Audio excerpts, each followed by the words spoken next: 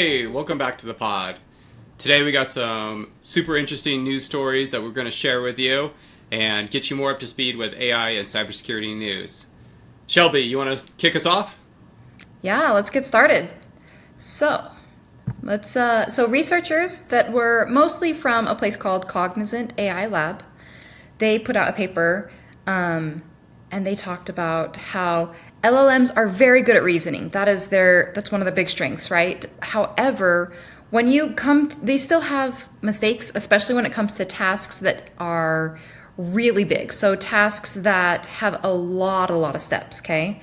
So they used a benchmark from the Towers of Hanoi. And have you heard of that before? This Towers of Hanoi benchmark. I mean, I've heard of Towers of Hanoi, but I don't really know what that is anymore. So Okay. what is that? I didn't know it either, but I looked it up. So basically, it's this classic puzzle of like mathematics and computer science. So I brought my visual aid here. You ready? Okay, yeah, yeah, Ready for my yeah. Tower of Hanoi? I'm obviously missing a few pieces, but Whoa. basically, you can picture I've got a tower, okay, and we've got concentric rings. In the actual example, there should be 64 disks piled on top of each other. Each one is smaller than the one below it, okay? So we'll have a tower here. Okay, we've got 64 disks. In this case, we'll pretend. We have to use a little imagination. And we've got another tower here and a third tower over here. Okay, so we've got three towers and or poles, and we've got to move this to another tower, this whole thing. But there are some rules because we can't just lift the whole thing. Okay, so three rules we have to abide by. Number one is only one disk can move at a time. Okay, we can't move more than one.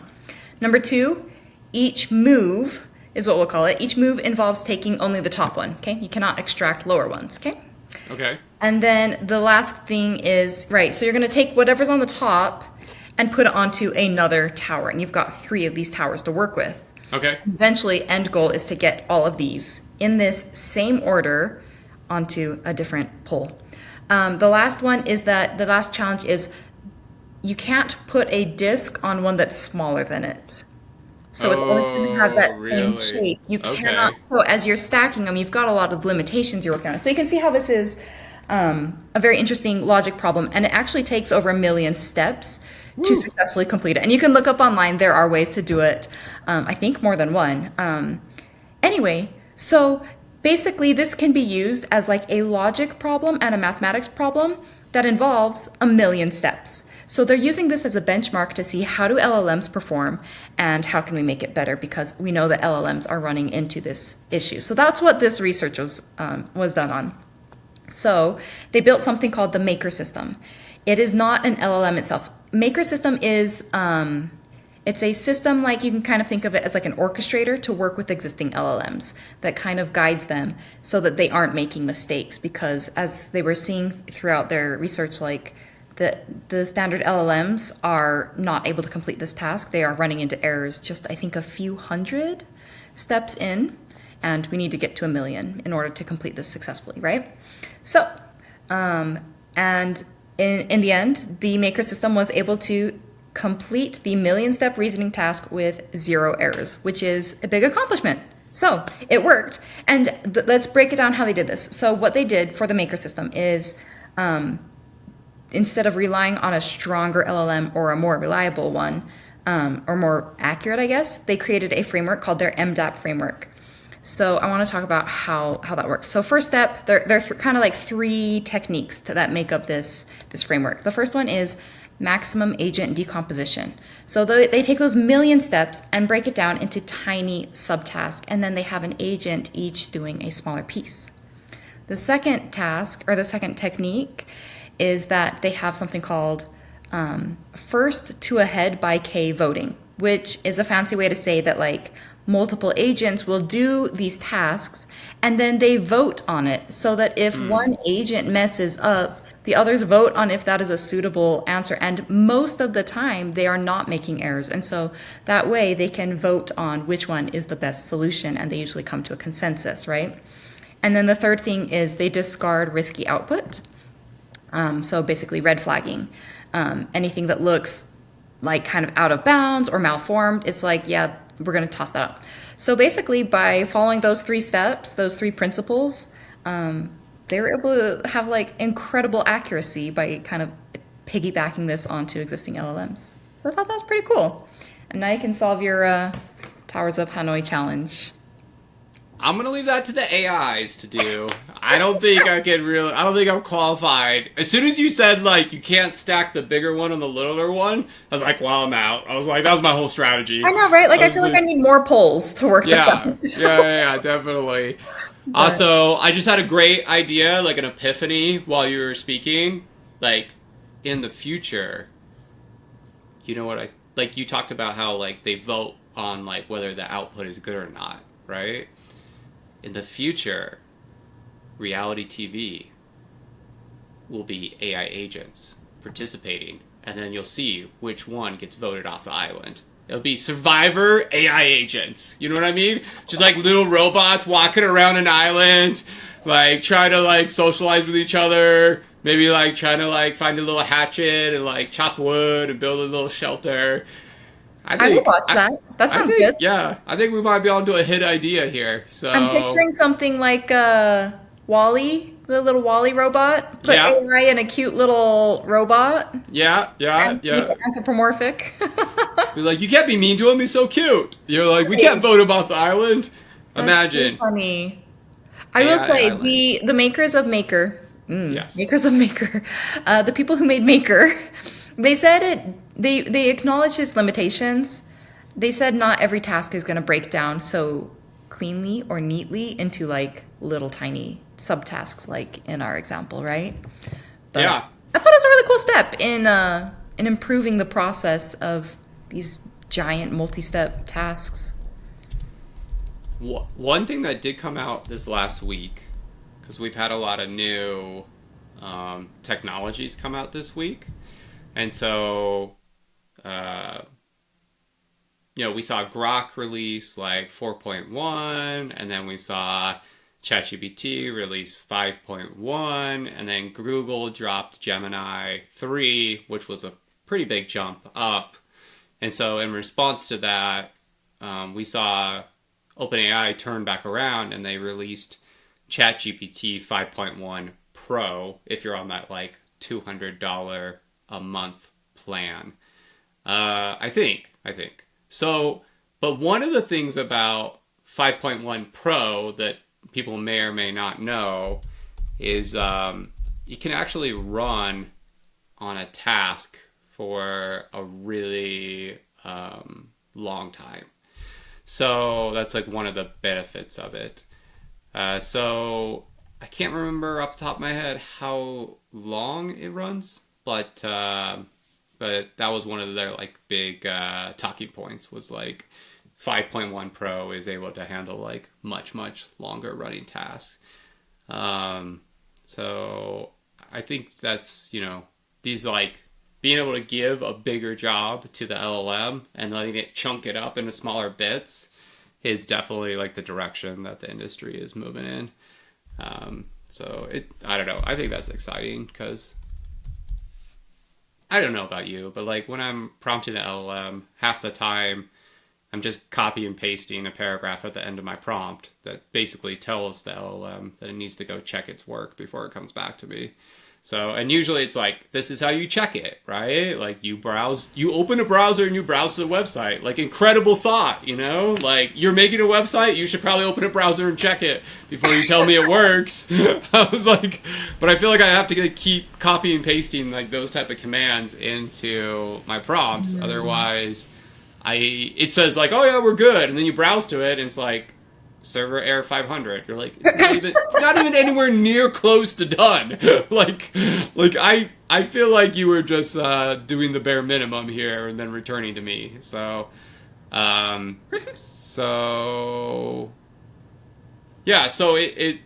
saying now GPT 5.1, I guess it's called Codex Max. It's not the Pro. Codex Max is able to work on a single task for hours is what they're saying. So, Wow. I guess some people are reporting a 5-hour limit. So, I don't know. It's gonna be exciting. It's exciting in the future. And I know that ChatGPT, like OpenAI, they've recently added a bunch of features so that you can, when it's doing its research or coming up with the answer, you can actually in real time inject more data into the context window. And I gotta think now that I see this Codex Max coming out that is in preparation for this. Because if you have like a task running for 5 hours, and you're like, Right. oh, I forgot to give it this, you don't want to have to start the whole task over. so, Makes sense. so yeah, that seems pretty cool. I That's wild that it can take new information on the fly. Yeah, it's pretty Impressive. cool. I've used it quite a bit to like for example, like I had some blood work done, and so I gave it the blood work, and I was like, hey, tell me what you think is wrong with me based on this blood work. Well, obviously, I'm going to talk to like a doctor or whatever, but then I remembered, I was like, oh, I got blood work done like 2 years ago. And so while it was researching, I like uploaded the research from 2 years ago and was like, okay, now do a trend between like 2 years ago and things like that. And so I don't know. It's just nice because like a lot of times after I kick off a job, 20 minutes later, I think about something else that I could have done better with it. And that now I can like actively give it that info. So That's I don't. really cool. Yeah, I like that. From a user experience, I really like that. So I actually did the same use case. I paid a visit to Dr. GPT, as I call it, this week. Dr. GPT, Dr. the GPT. only doctor I can afford these days is Dr. GPT. I'm like, it's midnight and I have these thoughts in my mind. I'm like, I'm not going to wait to call a doctor. Totally going to Dr. GPT for this. Yeah, So, like, I have medical questions and a ton of labs, been doing a ton of lab work this last year. And I was just going back and forth with ChatGPT for an hour, just like, well, what about this? And what about that? And this? And it really was so helpful. Just giving it all my information. I started off the conversation and it figured me out. I said, the patient is a female with this and this and this. It's like, you're talking about you, aren't you? I was like, oh, I have a friend this is who legit. is the exact same age and gender as myself. Also, height and weight is the same. Okay, now please analyze my friend. It's all right through me. So I can't remember the name of it, and I'm just gonna say beforehand, don't do this. But I have some friends that there's actually like an LLM that's specifically tuned, and they only let medical practitioners use it. So in order to sign up to use the LLM, you have to provide like your medical practitioner ID number. So I've actually have a few friends that realize like a lot of times you could just find random doctors' ID numbers and go and register so they can use the service so they can get the same medical advice that the doctor's getting, which is like sketchy as all get out. Like I'm not advising anyone to do that, but like the results they showed me were I thought they were pretty similar to ChatGPT's results personally, but the company Wow, obviously says they're interesting. better, right? It's specifically trained for medical advice. So, anyways, I'm just pro- picturing some poor doctor in 2 years from now being like, okay, I'm going to get on this AI trend. I'll go sign up for this tool that we bought. And what do you mean I'm already registered? Show me my history. How long have I been using this? Where are all my um, inquiries about Mike? I think there's going to be a lot of doctors that find that out. I feel like when your compensating control is like very weak for the sign up process, that that's going to be your net result. Shoot. But don't do that. Nice. It's so funny. Well, Uh, confidentiality, I have some news for you. okay, yeah, go. It's called WhisperLeak. This is a new side channel attack, and it's targeted on remote language models. Basically, it doesn't matter whether or not you have encryption. Attackers can figure out exactly what you're talking about with the AI. But the way they do it is pretty cool. It's interesting. I guess in light of what we've just been talking about, we've been giving our medical details and probably personal information, or maybe companies are using AI in like financial decisions or HR decisions. I don't know. Like I was trying to think like how important is confidentiality in talking to a language model? Like how much like what is the right solution here? Do we need is it like when you have like a like when you have a company device, you work for a company, they give you a laptop, and you have to just assume that nothing you do on that laptop is ever private, right? That it can all be viewable because that's their device or something like that, right? That's Like a at good what assumption. point, I really, think yeah, more employees should use that assumption based on what I've seen working in the yes, cybersecurity please. field.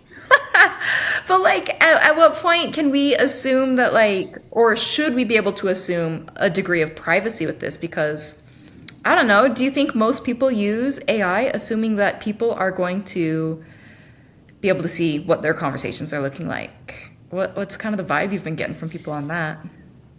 I think people generally don't care, right? They just Okay. want results, you know? And I think there's definitely a large population that if it's free, then they're like willing to let people train on it and all that. So, So, we're talking about privacy with conversations that you're having with a language model, right? I thought of another interesting use case.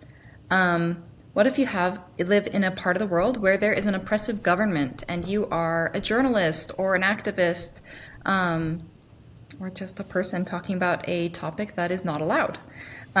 So I don't know. I think it would be really cool if the, like you said, free services, we probably have to assume that our data is being sold, right?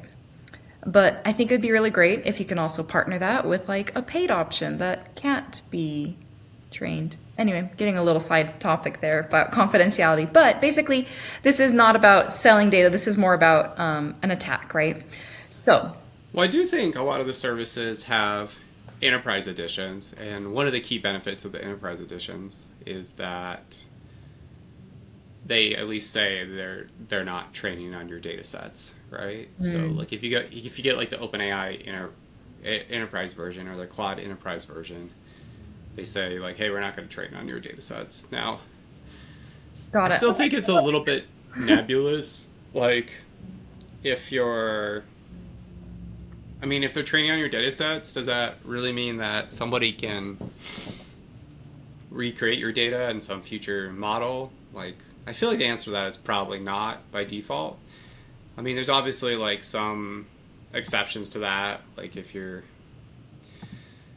building your own RAG database or, you have a bunch of documents and you put them in your own vector stores, there's probably a high likelihood you could reverse content out of that. But in the aggregate level, when they're like training these large language models, like I just think the odds of someone being able to like extract your personal data from it's pretty low. But I don't know. I guess we'll see in the future how that all shakes out. Yeah, So yeah. And I think that's a very interesting topic of its own. Maybe we can dive into that more another day. But that was my first introduction to AI security was that particular topic of like, can you extrapolate individual training data or not, like as one measure of security of a model. Anyway, so what I want to share is that there are some researchers from Microsoft, and they found this attack. They're calling it WhisperLeak, and the way it works is step one, which is it's a big one, but the attacker needs to be able to observe the encrypted traffic, right? So whether you're at the ISP layer, local network, or just someone on the same Wi-Fi router, they need to already be able to see that traffic.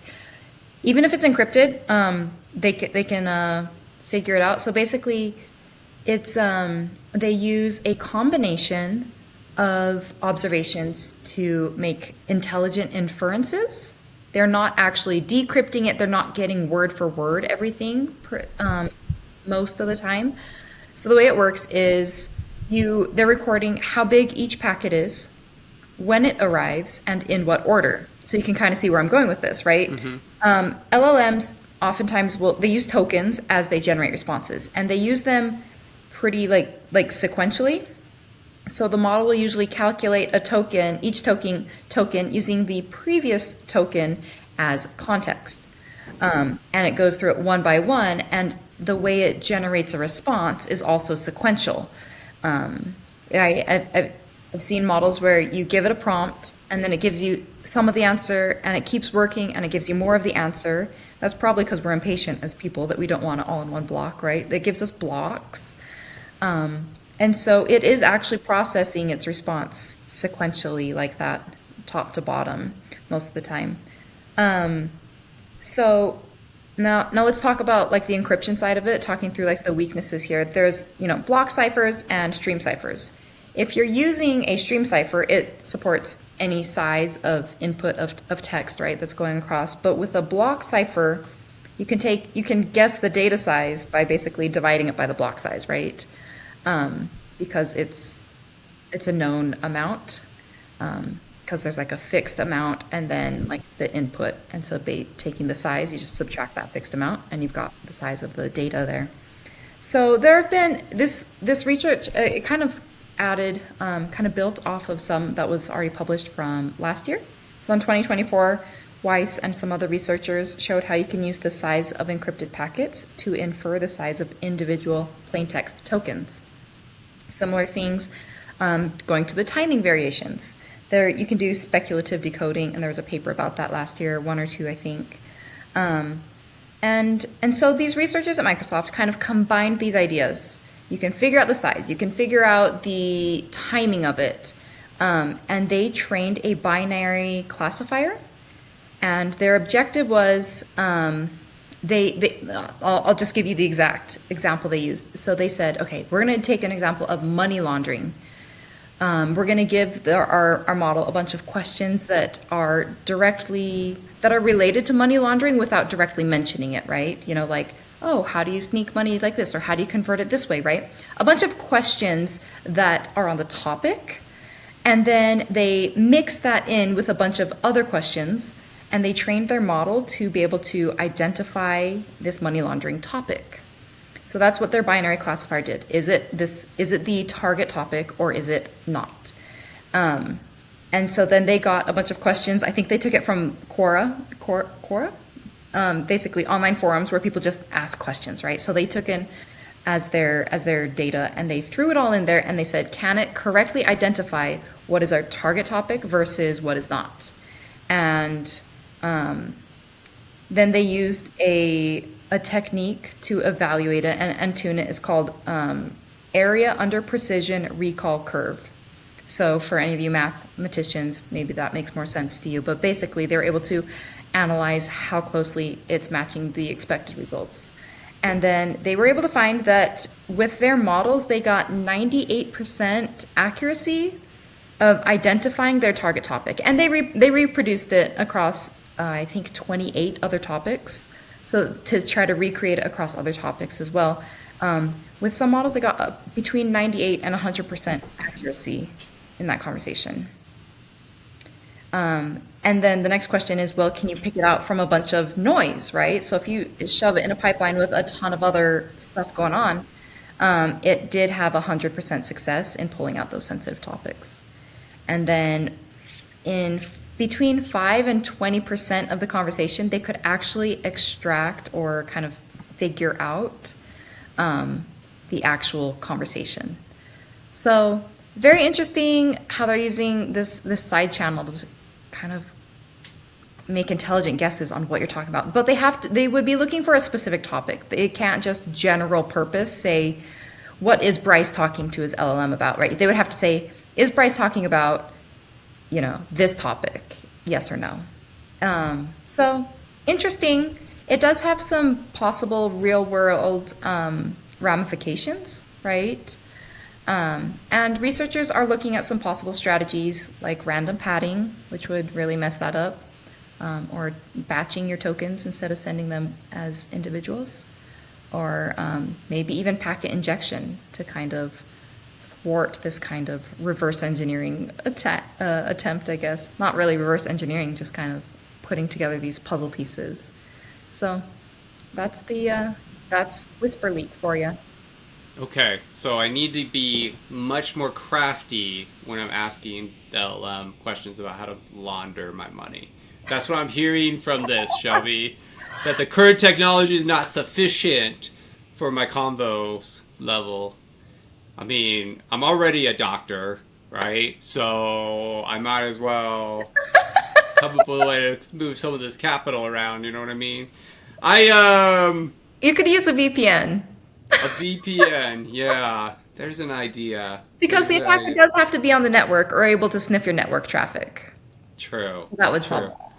I'm just gonna not use the internet, so then I'm good. Good to go. That could be So pretty safe. got a little tin can, a little wire between them. It's gonna be great. Foolproof. Yeah. What's my baud rate on that tin can network? Pretty good. Pretty good. Well, that's super interesting. I think there's going to be more of these type of like attacks, right? Especially like just with the amount of speed that all the companies are moving at. That you know, security's like an afterthought a lot of times. So, and talking about speed. Are you super excited that Trump is just getting rid of all litigation around AI models? Trump's putting together a task force so that they can sue the states if they try to put in any type of laws that would slow down AI adoption. So that's the latest rumor mill that's out there. I was reading an article in the Times of India, and they have a reliable source about this, which is probably Trump himself, if we know anything about Trump. So I don't know. I know that California and Colorado have both been looking at implementing AI safety laws, and I think the federal level doesn't like that, right? Because once the states implement it, then all the other states, like if you do any business in that state, then all the other states have to kind of like comply with those laws typically. What's your feelings on this, Shelby? Do you feel like, because I know you're a Trump super fan, right? No joking. The look of horror on Shelby's face when I said that. The look of horror on Shelby's face when I said that was great. I have mixed feelings about this proposal. I saw that it's being proposed as like a provision onto like the National Defense Authorization Act. Um, I'm not, I don't know a ton about law, but it does feel counter to the way that I imagined like government would work in the United States of America, because I picture your government is taking care of big things, economy, human rights, big stuff, but like, currency. But the states, I think, should have more autonomy because there are lots of different ways of thinking. There are lots of different kinds of people, and like when you make laws at a state level, it is usually going to be a little more targeted toward the popular vote of the people in that area, because people in New York are going to have different interests than people in Minnesota, that are going to have different interests than people in Nevada or California. And so I do like the idea of giving states some rights or some autonomy to create their own legislation. And so I like the idea of like this task force that he's making, because we do need some oversight, and it would be great to have like best practices and guiding lines for helping AI flourish and do so in a safe way for its users and developers. But where I get worried is where it just blasts states and says, you don't get any say on this whole topic. Nothing at all. Can't do anything. And so that feels weird to me, that particular one. Because it doesn't, I don't know. What do you think? What are your thoughts? What good could come of this, do you think? I mean, I do kind of see like the federal government's perspective.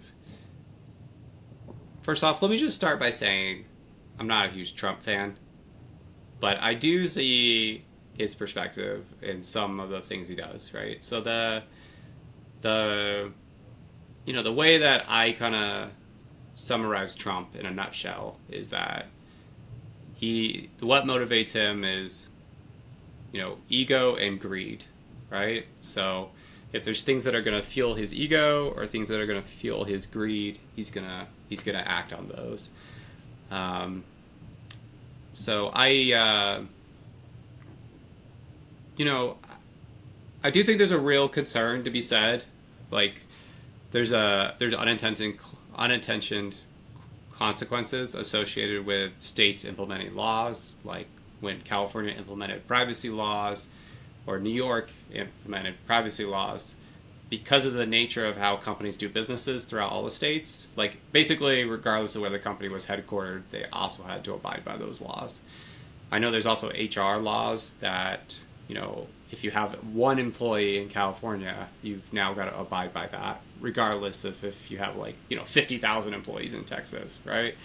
And so some of that stuff kind of rubs me the wrong way, in the sense that, you shouldn't have to universally apply a law to all your employees because you have one employee in the state of California, right? That seems not right, in my opinion, but the laws obviously are different than that. They're different than my opinion, which my opinion's always right. And I think he's got two concerns here, right? So the first concern is he wants to beat China. He doesn't want China to get ahead of us in the AI race, which is a valid concern, to be honest. They're not that far behind the U.S., and we've spent a lot more money on the problem than they have, in my opinion. And then the two is, if we do fall behind China, the bulk of our economy at this point is being held up by AI stocks, by evaluations based on this AI boom. And if investors think China's going to beat us, they're going to invest dollars over there, and our economy's going to implode on itself, or at least take a hit, right? Maybe not totally implode, but so I think from a greed standpoint, there's a real risk here, and it seems like people have this irrational hatred of Trump, so they'll do anything to spite him, right? And it seems like he has the same thing towards them, where he'll do anything to spite people. So that doesn't really lead to a great position for us as Americans. Like watching middle school drama. They just hate each other. Yeah, it's like kids in a sandbox. They just throwing sand at each other, right? So it's like I wish everyone could just be more focused on what's good for their constituents, right? Or what's good for the average blue collar working person, right? Because I think when you get down to it, most Americans are just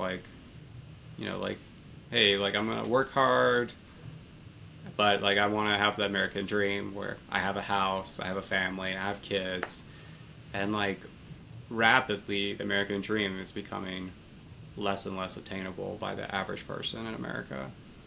And I feel like there's this unwritten agreement between the ruling class, which is whoever's currently elected and all of those people, and the average American, which is hey, we're going to let you rule and do what you're going to do, but in exchange for that, you need to make sure that most Americans are reasonably taken care of, right?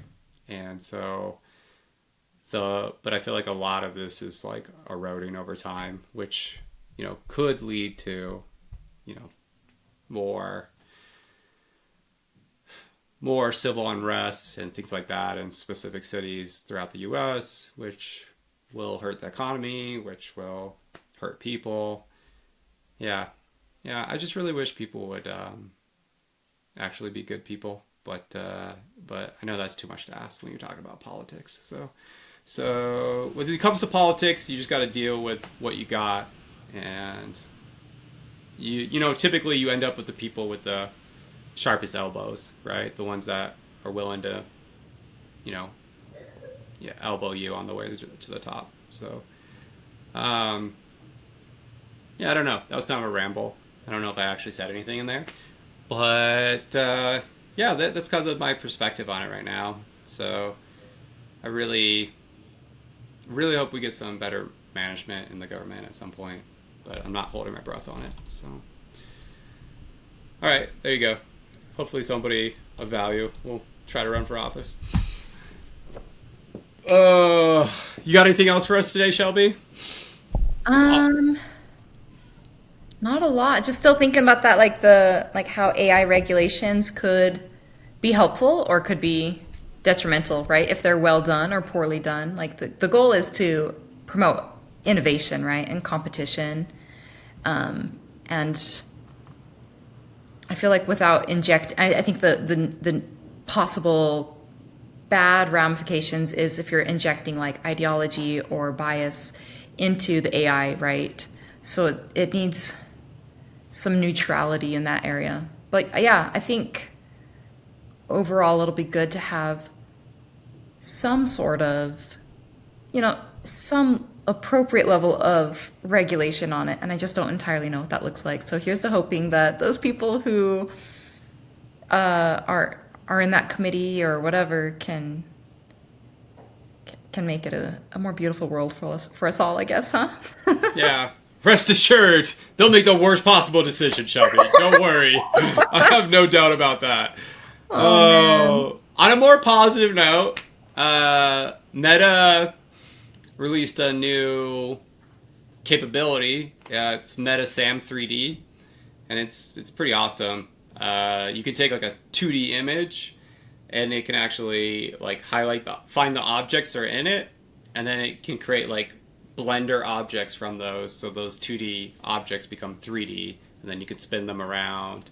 And they demoed something like this before, but now you can actually go to, ai.meta.com/sam3d, and you can click on go to the playground, and you can upload your own image and try it. That's So really cool. Does it work with like just illustration type of images or also photos? yeah, it works with photos. Yep, it works with illustrations.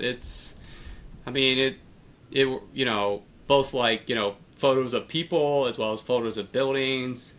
Yeah, it's pretty cool technology. So you can definitely see the future here of like just being able to like take one snapshot of somebody and then like tell a whole story with it, right? So That's incredible. Part of me wonders, okay, so Meta is going to have access to a lot of images and videos. Part of me wonders, is the AI working by building, like inventing what the back of, if they take a picture of a dog, are they inventing what the back of the dog looks like and the side? Or is it because they have pictures and videos of that dog from the side and back that it can stitch it together? Or buildings, right? Any building yeah, will take a picture in front of, people are also going to take pictures of the side and back or something like that. I'm like, how much of this is like generative versus stitching together? I'm curious because I'm sure they have so much data in that area. yeah. I mean, I think with the Meta one that they're using the data in the model to figure out what the other sides of the dog would look like. With the there's a new Nano Banana model that dropped this week too, Nano Banana Pro. And one of the cool things about that is you can actually upload 12 images, and you can use those 12 images as source material for generating another image. So you can imagine you take a picture of the dog from every single angle, or 12 angles, and then you upload that, and then it's able to like almost perfectly replicate the dog in the next image or video that's generated. So I don't know. I thought that was really cool. Cool. Yeah, because like before you're always like limited. It was always like, oh, you can do like 2 images or something, which like is kind of cool. Like you could take like a background and a person and combine them, Hmm. but it's much cooler when you can like, you're like, oh, that person actually looks like Bryce. Like the Wow. I play around with the Sora app quite a bit, and I've gotten feedback from people. They're like, your Sora entity doesn't look anything like you, and I'm like, I don't know whether I should be offended or not when they say that, right? Like, is that because Sora looks better than me? Is that what you're trying to tell me? Like, I look like shit. You need to go get on Sora and get that fixed. Look more like that. But, Yeah, what does that even mean? I don't know. I don't know, man. I think I got some friends that kind of don't think before they speak sometimes, which I'm guilty of the same thing. So we're all guilty of that from time to time. But, part of me kind of likes it too, right? Like, it's the same way that I kind of liked AI slop videos because you knew that they were AI, and so you could just appreciate them for what they are. Yeah. Like, it's nice that the Sora thing doesn't look exactly like me because it's like when you see a video with me in it doing something, you can clearly tell it's like a Sora video right now, right? Because Matt Hillary keeps making all sorts of Sora videos about me. I don't know if you've seen, but some of them are of questionable contents. But you know, I kind of like that it doesn't look perfectly like me, right? And I'm enjoying that for the time I can because I know that day is going to end, right? Where in the future it's going to be you're going to be unable to determine whether it's me or, you know, an AI generated video. So yeah, I don't know. I don't know if slop is always the worst thing in the world, but I know some people hate it. That's for sure. I just need like an identifier.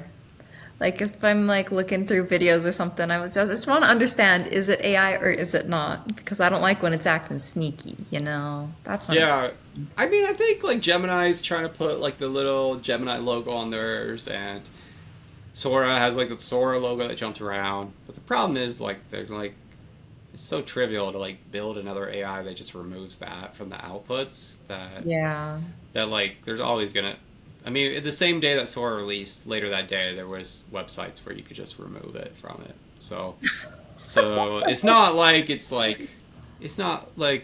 know, you're trying to fight fire with fire or something like that, right? Like you need a better solution. And I mean, while I do think there's some solutions that are out there coming down the pipeline for this space that will be great, like cryptographically signing images from camera to editor to editor to editor, you know, I think there's still going to be more the exception to the rule, right? People are just like, we have so much stuff going on. You're not going to like go check that X509 certificate on an image to be like, is this image valid or not? I don't know, you know, like. I want to look into this more from like the forensics point of view, like for cases that need to go to court, like submitting evidence. I wonder how much this is affecting their world. Yeah, that's a great question. But I mean, I don't think it's not a new problem, right? We've had Photoshop for decades and we've managed because you just have like, I mean. Yeah, I just think the level of expertise has been lowered to commit the crime, right? Like in the same way that like, yeah, I don't know. Maybe we shouldn't go down there. All right, so I'm about to talk about a lot of fraud stuff, aka. So we're just going to skip over that and go to the next thing. Well, I'm going to summarize our session today. How to become a doctor. Yes. How to become a doctor when you're not. How to launder money without getting caught. Oh, yeah, that was my fault for that one. Oh, yeah. Funny. Well, I've got a trivia question for you. Okay, go. What do you got? Hey, Bryce, where are the most pyramids located? Easy.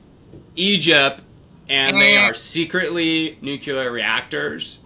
Have you seen that guy that says like there's like curl posts that go way down into the ground below it? What? Yeah, it's a whole. I mean, when it gets late at night, my entire feed becomes conspiracy theories. So if you want to know about some pyramid conspiracy theories, but you're saying Egypt is not correct?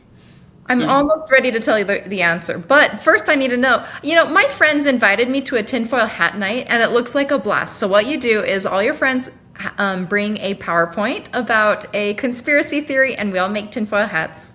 And then we share our presentations. And I just think you should be there, Bryce, because it sounds like you've got some good ones.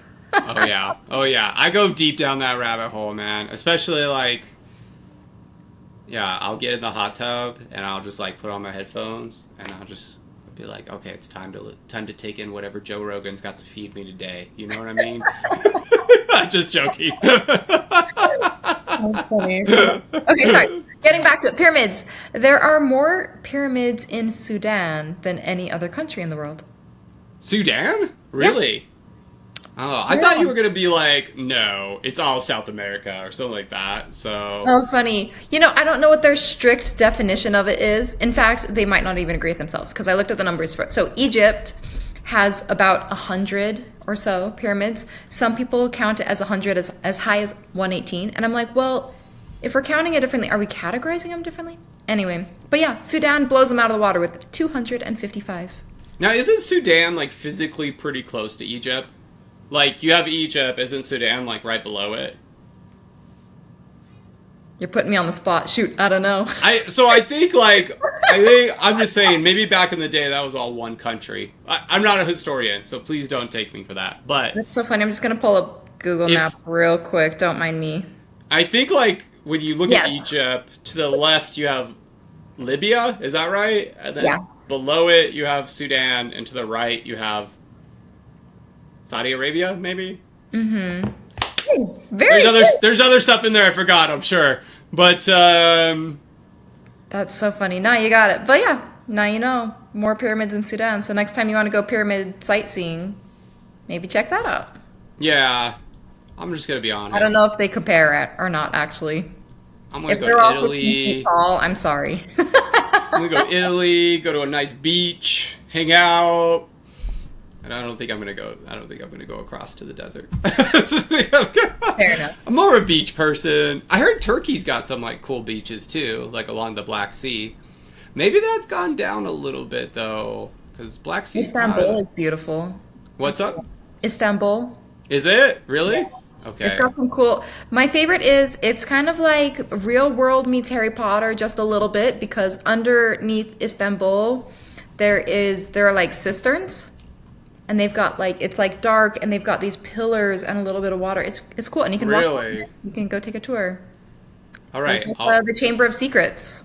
All right. I'll put it on the list. Sounds cool. Yeah.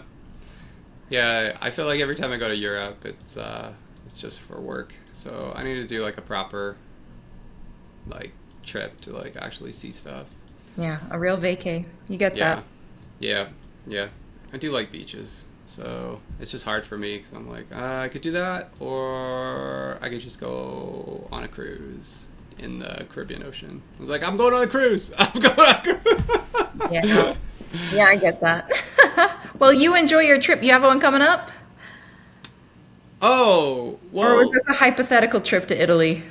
No, I mean, that's just like the bucket list thing. I definitely want to do that from Okay. a bucket list standpoint, but it's not on the calendar. So I'm taking the kiddos to Disneyland. So if anybody wants to come to Disneyland with everybody else during the holidays, you'll find me there.